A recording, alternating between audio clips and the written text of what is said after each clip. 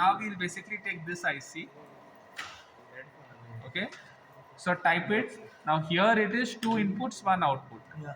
So here there are 2 inputs. Okay. Your VCC is here, GND is here. So VCC and GND are not changing for most of the ICs. Okay, but still check. Okay. So I have my VCC, Yeah. GND. So these are 2 inputs. So I have to change this. So input 1,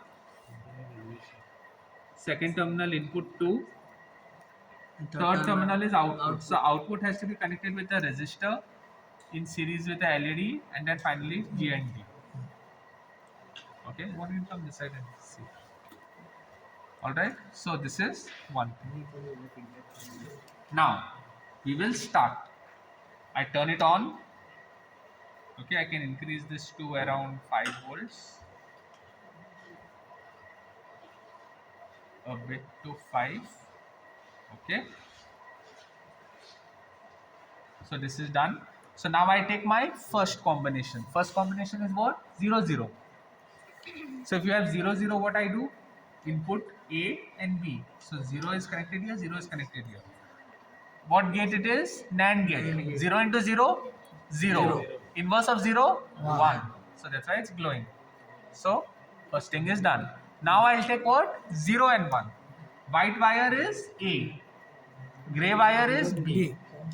B. Grey wire is B. And Y is output, that is basically connected to the LED. Right? So white wire is 0. Grey wire will be 1. So 0 and 1. So I take out this and connect it to 1. So this top one is 1. This is basically 0. It's gone. So 0 into 1. 0 into 1. 0. Answer is what? 1. It's working. Yeah. And that is basically your understanding of the truth table in NAND gate. Very good. Okay, stop.